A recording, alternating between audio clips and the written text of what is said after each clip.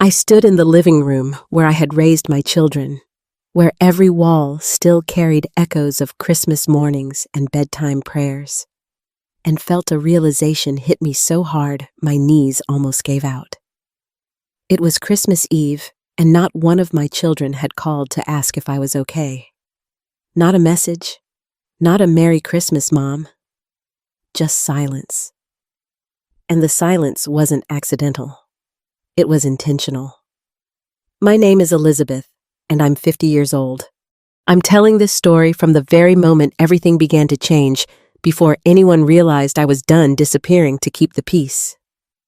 But before I tell you what happened after that Christmas, and why I made the hardest decision of my life, let me ask you something.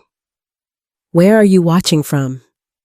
Tell me in the comments, because if you've ever loved someone who only showed up when they needed something, I want you to know you're not alone. Christmas Eve always arrived quietly in Elizabeth Carter's house, like it was afraid to interrupt the memories. At 50 years old, Elizabeth had learned to move through the evening with practiced calm. She stood in the kitchen, the soft glow of the overhead light reflecting off the polished counter, brushing flour from her hands as a familiar carol played low on the radio. The turkey was already in the oven. The table was set for 4. She paused for a moment, staring at the place settings. 4 plates, 4 glasses, 4 folded napkins, each with a small sprig of pine tucked neatly into the corner.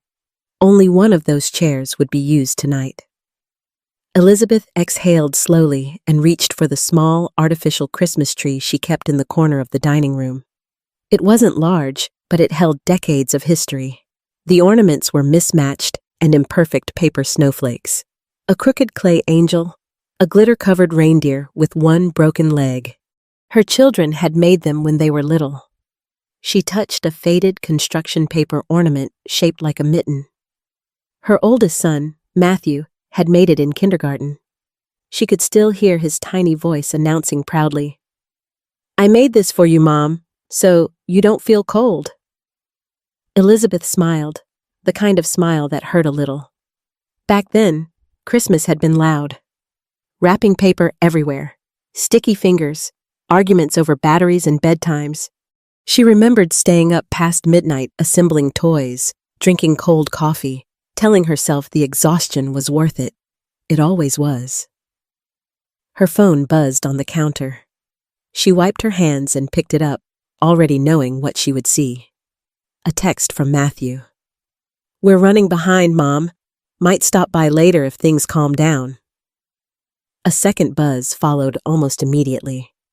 From Daniel, her middle child. "In-laws kept us longer than planned. Don't wait up." Elizabeth stared at the screen for a few seconds longer than necessary. No apology, no question. No, "Are you okay?" Just information. She typed back, "Drive safe," then deleted it before sending. Instead, she set the phone face down and returned to the stove. Her youngest, her daughter Lily, had said she would come. Lily always said she would come. Elizabeth had learned not to cling too tightly to those promises. The oven timer chimed. Elizabeth moved automatically, basting the turkey, adjusting the heat, checking the side dishes she had prepared out of habit more than necessity. She knew she could have ordered takeout. She knew she could have kept it simple. But mothers didn't stop cooking just because the house had grown quiet. As she worked, her mind drifted backward, uninvited. She remembered a Christmas when Matthew was 7 and insisted on sleeping in the living room so he could be closer to Santa. Daniel, 5 at the time, had stayed awake with him, whispering theories about reindeer and chimneys. Lily had been barely 3, clutching Elizabeth's leg in her red pajamas, afraid of the dark. Elizabeth had carried Lily to bed that night, humming softly while the boys pretended to sleep. Lily's small hand had wrapped around her finger, tight and trusting. "Don't go," Lily had murmured. Elizabeth swallowed hard and turned off the radio. The house felt too still. At 6:30, Elizabeth sat down at the table anyway. She poured herself a glass of water, folded her hands, and waited.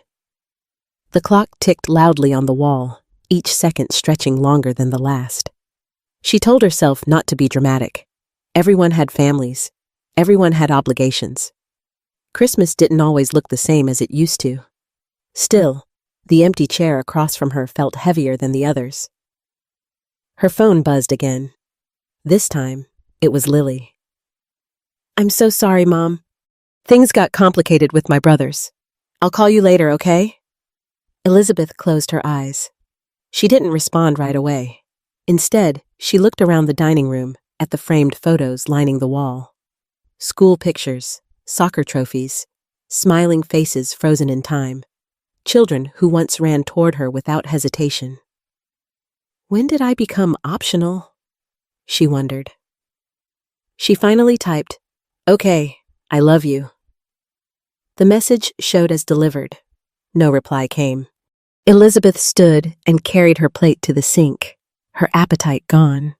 As she rinsed the dishes, her thoughts wandered to the conversation she'd overheard weeks earlier, when Matthew and Daniel had spoken in hushed voices at her kitchen table, assuming she was in the other room.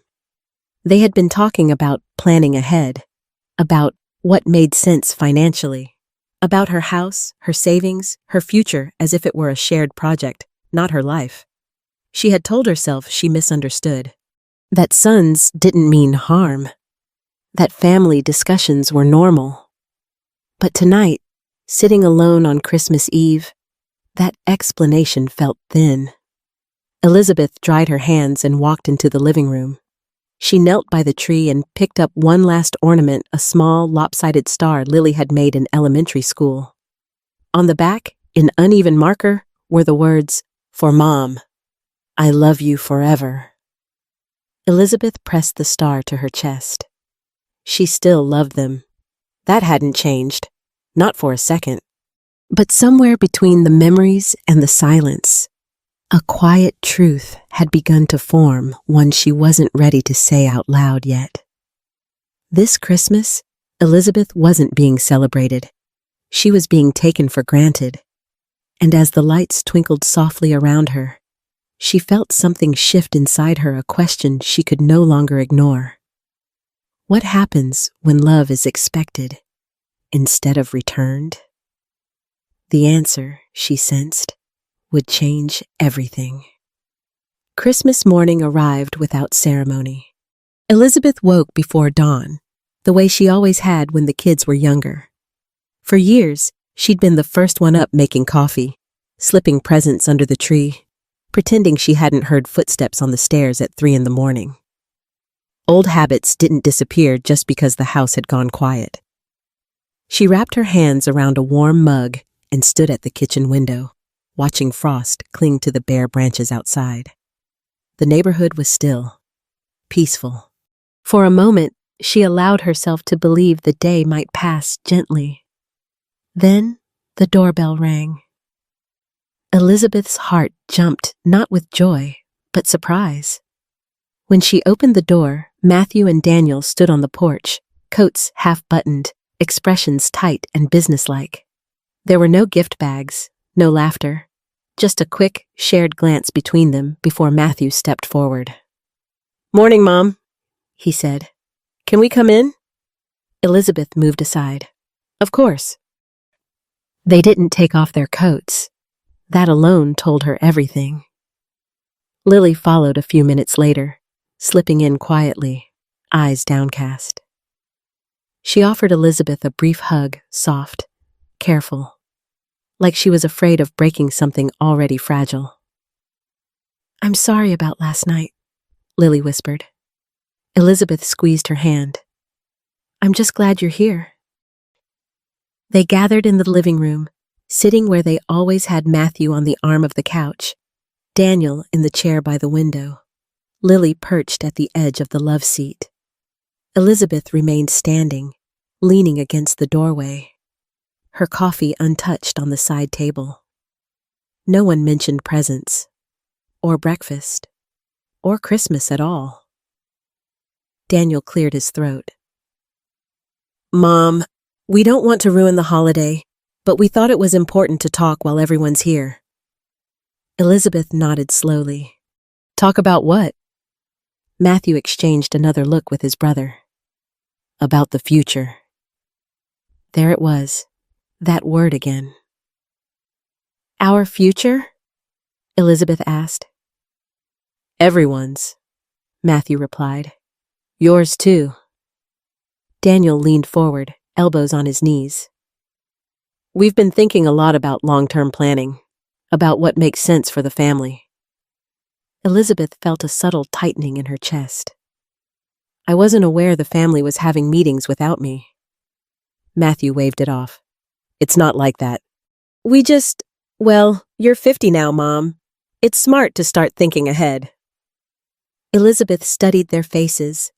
They looked confident, certain, like men used to being listened to. And what exactly are you suggesting? She asked. Daniel took a breath. We think it might be time to reorganize things.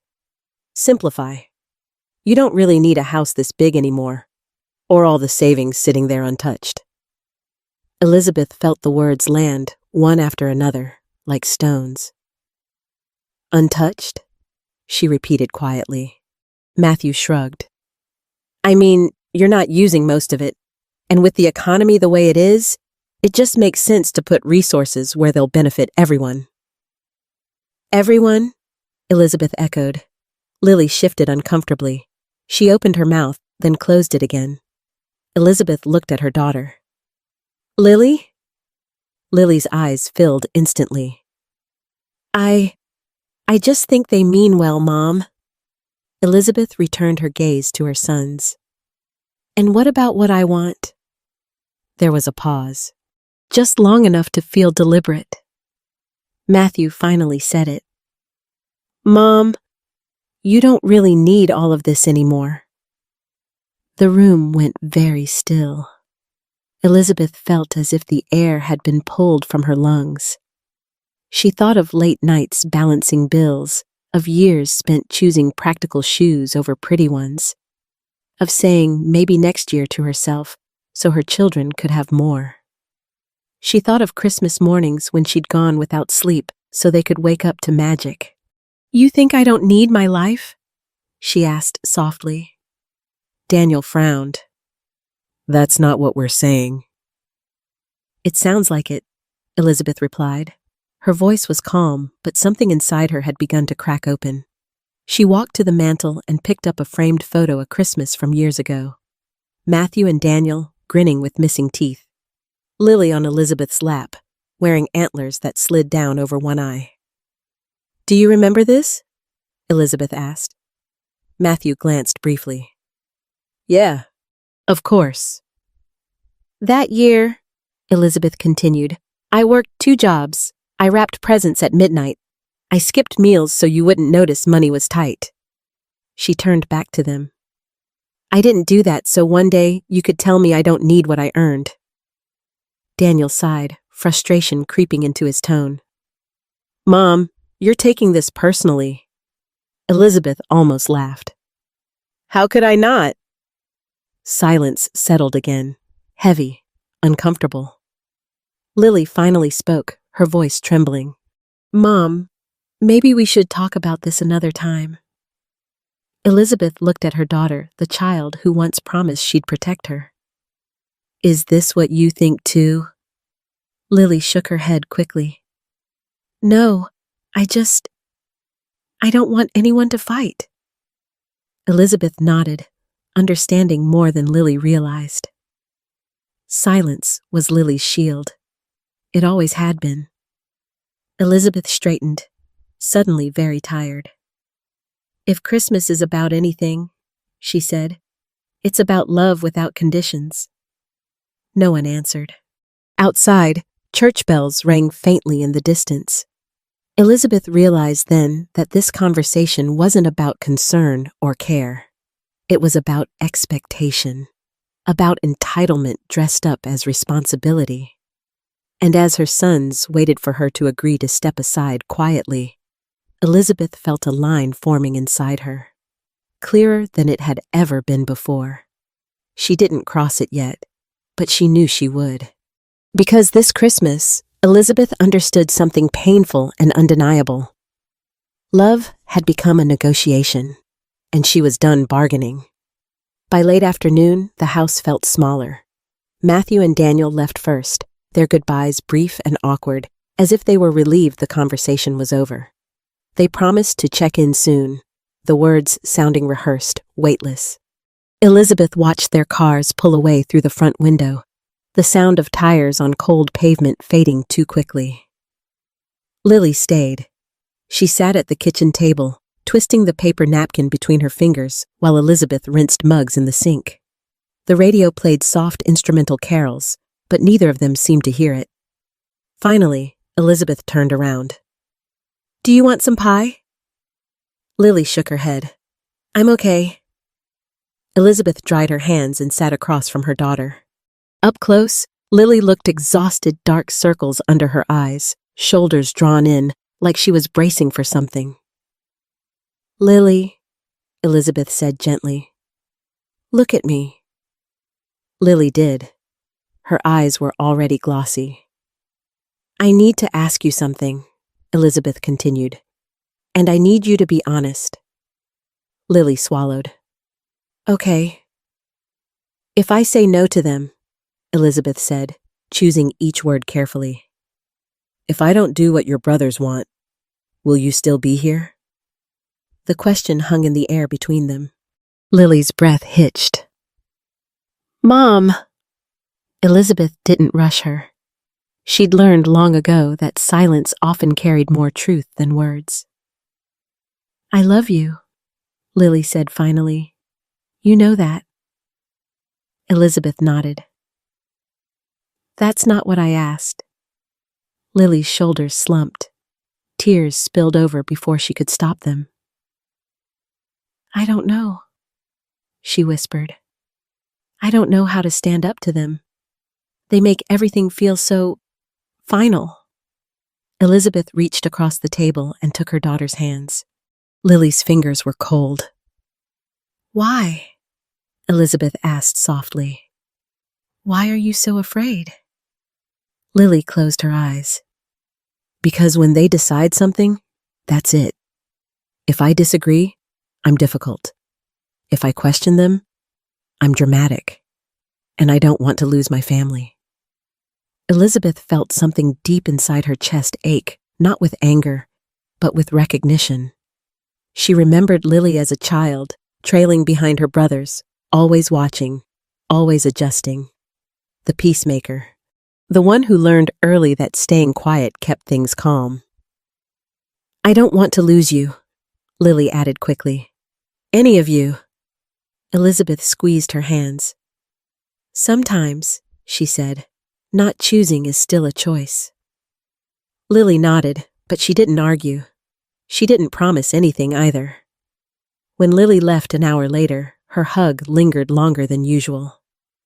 "I'll call you," she said, voice thin. Elizabeth watched her go, then closed the door and leaned her forehead against it. The house was silent again. As evening settled in, Elizabeth moved through the rooms aimlessly. She turned off lights that didn't need to be on, straightened pillows that no one would use. The Christmas tree still glowed softly in the corner, stubbornly cheerful. She knelt beside it and pulled a cardboard box from underneath the side table, the one she rarely opened anymore.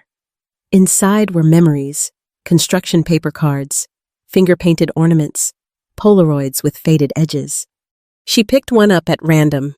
Lily, at 6 years old, sitting on the living room floor, tongue sticking out as she concentrated on writing a message. Elizabeth turned the card over. "Mom, you're my safe place." Her chest tightened. She remembered the night Lily had woken up crying during a thunderstorm, crawling into Elizabeth's bed and whispering, "Don't let anything happen to us." Elizabeth had held her until the storm passed, promising protection she'd believed she could always give. When did I stop being the one protected? Elizabeth wondered. She sat there for a long time, surrounded by the past, until the weight of it became too much.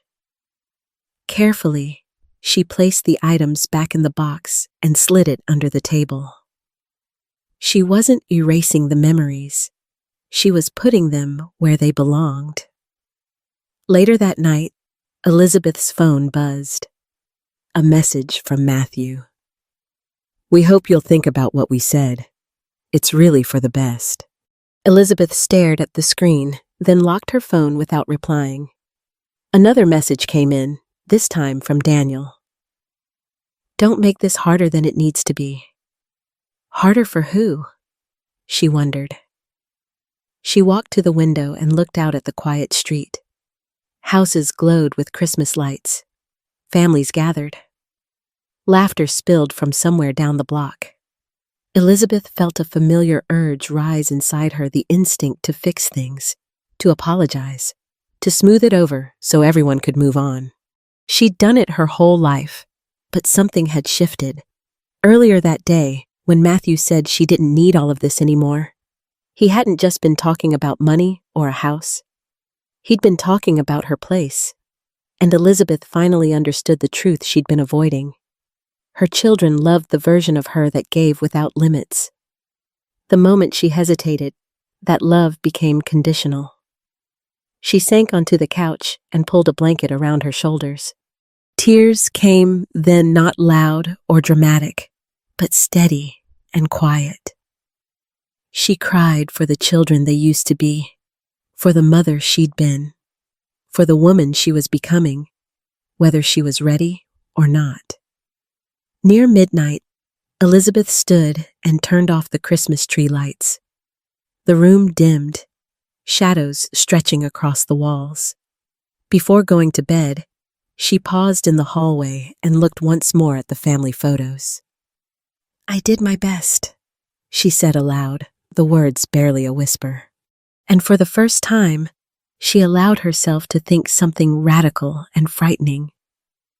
Loving them might mean stepping back. As Elizabeth closed her bedroom door, a decision began to take shape, not fully formed, but undeniable. This Christmas day, her daughter had stayed silent. Elizabeth would not. The days after Christmas moved slowly, like the world itself was catching its breath. Elizabeth woke up on December 26th with a dull ache behind her eyes, the kind that came from too little sleep and too many thoughts left unfinished. The house felt different now, still familiar, but no longer comforting. The Christmas tree remained in the corner, lights unplugged, ornaments hanging in silence like witnesses. She made coffee and sat at the kitchen table, staring at the same spot where her sons had sat just days earlier, explaining her life to her as if it were a project plan. "You don't really need all of this anymore." The words replayed in her mind, over and over. Elizabeth wasn't angry, not the way she'd expected to be. What she felt was heavier than anger clarity. At 50, she wasn't old, she wasn't confused, she wasn't finished living, and yet, her children had already begun writing the ending for her. That morning, Elizabeth opened a drawer she rarely touched and pulled out a slim folder labeled personal. Inside were documents she'd carefully organized over the years: account statements, insurance papers, deeds, retirement plans. She'd always told herself she was being responsible. Now she realized responsibility had another meaning. She picked up her phone and hesitated only a moment before dialing. "Good morning, Claire," Elizabeth said when the call connected. "It's Elizabeth Carter. Do you have time to meet this week?" Claire Bennett was a local attorney Elizabeth had met years earlier through a community workshop on financial planning. Practical, direct, the kind of woman who listened more than she spoke. "I do," Claire replied. "Is everything okay?" Elizabeth looked around her kitchen at the photos, the quiet, the life she had built. "I think it will be," she said, "but I need to make some decisions." 2 days later, Elizabeth sat across from Claire in a modest office that smelled faintly of coffee and paper. Sunlight streamed through the window, catching dust motes in the air. "Tell me what's going on," Claire said. Elizabeth did, not dramatically, not emotionally. She spoke plainly about the Christmas conversation, the pressure, the assumptions, the way her children talked about her future as if she weren't in the room. Claire listened carefully, nodding from time to time. "When was the last time someone asked what you want?" Claire asked gently. Elizabeth thought about it, really thought. "I don't remember," she admitted. Claire leaned back. "Then that's where we start." They went through everything step by step. What Elizabeth owned, what she controlled, what protections she already had, and which ones she didn't. Claire explained her options without pushing, without judgment. "You're allowed to protect yourself," Claire said, "even from your own children." Elizabeth felt something in her chest loosen at those words. That evening, Elizabeth returned home and sat on the couch with a notebook in her lap. She wrote slowly, deliberately, what she wanted, what she feared, what she refused to lose. She wrote about the future, not her children's future, but hers. About not wanting to become a burden. About not wanting to be trapped in a role where love was measured by compliance. She remembered something Lily had said once, years ago, after a school project went wrong. "I didn't say anything," Lily had confessed. "I didn't want to make it worse." Elizabeth closed the notebook. Silence doesn't make things better, she thought. It just delays the damage. The phone rang later that night. Matthew's name lit up the screen. Elizabeth let it ring twice before answering. "Hello?" "Mom," Matthew said, his tone overly casual. "Just checking in. You've been quiet." "I've been thinking," Elizabeth replied. "Well," he said quickly, "that's good. We all want what's best." "For who?" Elizabeth asked. There was a pause. "For everyone." Elizabeth looked at the darkened Christmas tree across the room. "I'll talk to you soon," she said, and before he could respond, she ended the call. Daniel tried the next day. Then Lily sent a short text. "Are you okay?" Elizabeth stared at the message for a long time before replying. "I'm figuring things out." It was the most honest answer she could give. That Friday, Elizabeth returned to Claire's office. They reviewed documents, made adjustments, discussed boundaries, legal ones, emotional ones, practical ones. When Claire slid a final page across the desk, Elizabeth's hand hovered above it. "This doesn't mean you don't love them," Claire said softly. "It just means you're choosing yourself, too." Elizabeth thought of Lily's small hand in hers during thunderstorms, of the promise she'd made to keep them safe. "This is how I keep us all safe now," she realized, even if they don't understand it yet. She picked up the pen and signed. The ink dried quickly.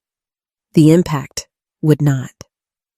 That night, Elizabeth drove home under a sky dusted with stars. Christmas lights still blinked from rooftops, stubborn and cheerful, refusing to acknowledge the heaviness beneath them. She parked in her driveway and sat for a moment, hands resting on the steering wheel. She didn't feel victorious. She didn't feel cruel. She felt resolved. Inside, she turned on a lamp and poured herself a glass of water. The house no longer felt oppressive. It felt steady. Her phone buzzed once more. A message from Lily. "The boys are worried. They think you're shutting us out." Elizabeth typed slowly. "I'm not shutting you out. I'm learning how not to disappear." She placed the phone face down and stood by the window, watching the quiet street. This was the hardest thing she had ever done. Harder than single motherhood. Harder than working late nights. Harder than letting go of who her children used to be. But as the final days of the year slipped away, Elizabeth understood something she'd never fully allowed herself to believe before. choosing herself wasn't a betrayal. It was survival. And this Christmas, while everyone else expected her to give one more piece of herself away, Elizabeth had given herself something entirely different, a future she could stand inside without fear. The truth surfaced quietly at first. Elizabeth knew the moment it happened, not because anyone told her, but because the tone of the messages changed. The careful politeness vanished. The pauses between calls shortened. Voices that once sounded confident now carried a sharp edge of urgency. It started with Daniel. "Mom," he said over the phone 2 days after New Year's, skipping any greeting. "We need to talk. Now." Elizabeth was sitting at the kitchen table, sunlight spilling across the wood where Christmas dinner had been served just a week earlier. "We can talk?" she said calmly. "About what?" "You know exactly what," Daniel snapped. "We found out." Elizabeth closed her eyes for a brief moment. So it had begun. "I didn't hide anything illegal," she said evenly. "I made decisions." Matthew called an hour later, his voice louder, angrier. "How could you do this without telling us? Do you have any idea what you've done?" Elizabeth listened without interrupting, something she'd grown very good at over the years. "I protected myself," she replied when he finally paused for breath. "You went behind our backs," Matthew shot back, "after everything we talked about, after Christmas." Elizabeth felt a familiar sting at that word, as if Christmas itself were a shield they could use against her. "Christmas doesn't give anyone the right to control me," she said. There was silence on the other end. Then Matthew said the words she'd expected, but still weren't any easier to hear. "You've changed, Mom." Elizabeth looked around her kitchen, the same walls, the same floor, the same life she'd built piece by piece. "No," she said quietly. "I stopped pretending." They demanded a meeting. Elizabeth agreed. They came to the house together 3 days later. Matthew and Daniel walked in like they were bracing for impact. Lily followed behind them, eyes darting around the room, hands tucked into her sleeves. No one sat down at first. "You blindsided us," Daniel said. "That's not how family works." Elizabeth crossed her arms, grounding herself. "Family doesn't decide someone else's future without their consent," Matthew scoffed. "You're acting like we're strangers." Elizabeth met his gaze. "Right now, you're acting like owners." That word landed hard. Lily flinched. "Mom, please." Elizabeth turned to her daughter. "Do you think I'm wrong?" Lily's mouth opened, closed, her eyes filled with tears, but she said nothing. The silence answered for her. Daniel paced the room. "So that's it? You're just walking away from us?" Elizabeth shook her head. "I'm walking away from being used." Matthew's voice rose. "Used? We're your children." "Yes," Elizabeth said, "and I was your mother, not your backup plan, not your safety net, not your future inheritance manager." Daniel laughed bitterly. "This is unbelievable, after all we've done for you." Elizabeth felt something in her chest finally give way, not in anger, but in grief. "What have you done for me?" she asked softly. No one answered. Elizabeth stepped toward the bookshelf and picked up a photo album, flipping it open to a random page. "Do you remember this Christmas?" she asked, holding it up. "You were 8, Matthew. You cried because the bike wasn't the color you wanted." Matthew looked away. "I returned it," Elizabeth continued. "Not because I could afford another one, but because I didn't want you to feel disappointed." She turned another page. "Daniel, you were sick that year. I slept on the floor next to your bed for 3 nights." Daniel's jaw tightened. "And Lily," Elizabeth said, her voice softening. "You wouldn't open your presents until everyone else did. You said it wasn't fair." She closed the album. I gave you everything I had, Elizabeth said, and I did it gladly. But somewhere along the way, you decided I existed to keep giving no matter the cost. Matthew shook his head. You're exaggerating. Elizabeth looked at him steadily. You told me I didn't need my life anymore. The room fell silent. That's not what I meant, Matthew muttered. But it's what you said, Elizabeth replied. And it's what you believed. Daniel threw his hands up. So what now? You cut us off? You leave? Is that your plan? Elizabeth took a slow breath. I'm not cutting you off, she said. I'm setting boundaries.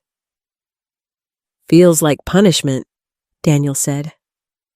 It's not, Elizabeth answered. It's consequence.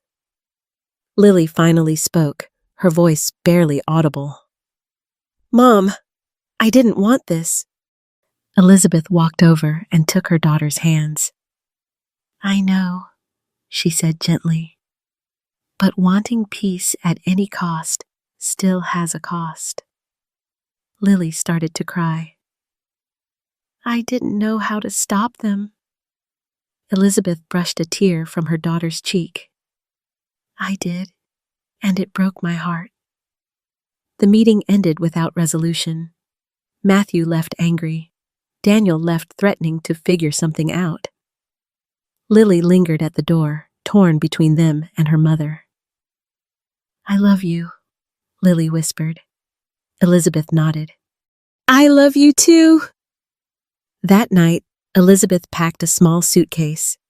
Not everything, just the essentials. Clothes, documents, a few photographs, the construction paper star Lily had made years ago. She walked through the house one last time, touching the walls, the door frames, the places where life had happened. This wasn't abandonment. This was departure. Elizabeth locked the door behind her and placed the key on the entry table, exactly where they would see it. As she drove away, Christmas lights still blinked in the distance, cheerful and indifferent. Elizabeth didn't cry. She felt something else, something steadier. The truth had finally been spoken. And nothing, not even Christmas, could undo it now. Elizabeth woke up to quiet. Not the hollow quiet she'd known in her old house, the kind that pressed in on her chest, but a gentler one.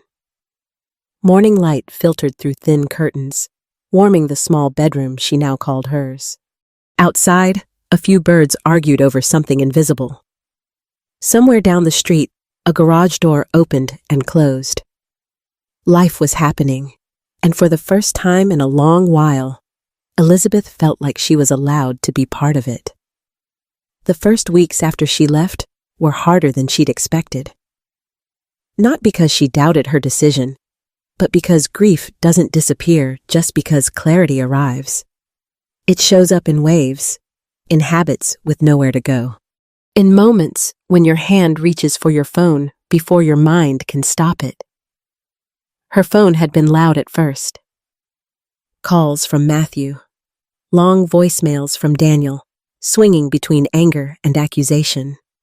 Messages from extended family members asking if she was okay, if she was being influenced, if she'd lost perspective. Elizabeth listened to exactly one voicemail from Lily. I don't know what to do, Lily said, voice shaking. They're so angry, Mom. They keep saying you broke the family. I don't want to lose anyone. Elizabeth sat on the edge of her bed and closed her eyes. She didn't call back right away.